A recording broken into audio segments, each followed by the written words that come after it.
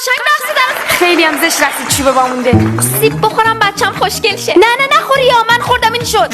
آره راست میگید نخور. نه نخور. چقدر میدی شما؟ 100 تومن. 100 تومن دیوانه کی به کیه؟ کمتر بذار تو پاکت که میبینه خر تو خره. شما خودتون چرا میدی؟ هیچی. پاکت اضافه دارید شما؟ بیا بذار تو پاکت من. نه آخه بذار بابا یه پاکت دیگه چه تعارفی میکنیم؟ از طرف زنموی عروس چقدر؟ 1 میلیون. به افتخارش.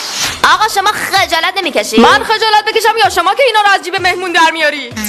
قاشق دیگه چیزی نیست. کباب برمیداری؟ اصلا شما دنبال چی هستید آقای گارسون پور؟ بگیر بابا نخواستی. سفت سرویس هم نداشتن. وای مامان نبینه کسی. بیا بریز. گوشت بر ندارید عزیزم. قشنگ برنج خالی بردارید با میوه که ماهی 1 بار بخورید.